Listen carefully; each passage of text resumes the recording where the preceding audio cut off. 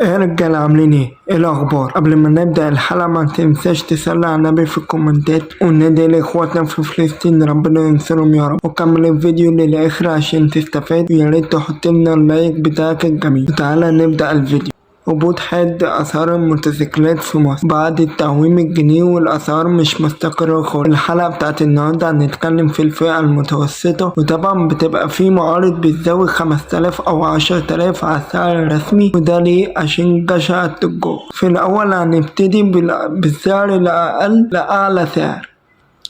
أول بايك معانا وهو الدايو 2. البايك ده 150 سي سي، اتكلمت عنه في فيديو قبل كده. السعر البايك ده عامل في السوق 33,000 جنيه. البايك اللي بعد كده وهو هوجن 3. البايك ده 150 سي سي واتكلمت عنه في فيديو قبل كده. سعر البايك ده عامل في السوق 36,000 جنيه. البايك اللي بعده وهو دايو 4. البايك ده 150 سي سي واتكلمت عنه في فيديو قبل كده.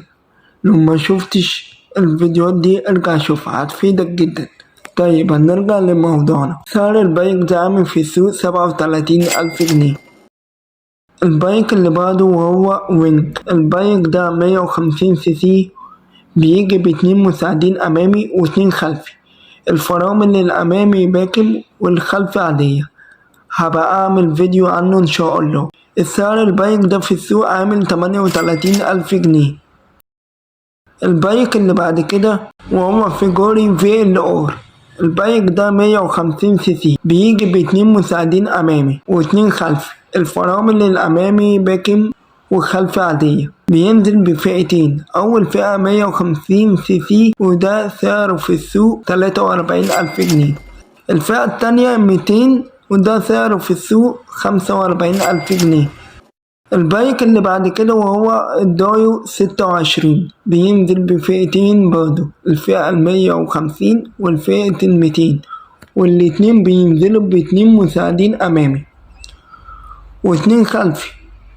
الفرامل الأمامي باكم والخلفي عادية. وسعر البايك ده في السوق عامل 44,000 جنيه. سابع بايك معانا وهو فيجوري في 200، بيجي ب200 سي سي، اتنين مساعدين امامي واتنين خلفي. الفرامل باكم.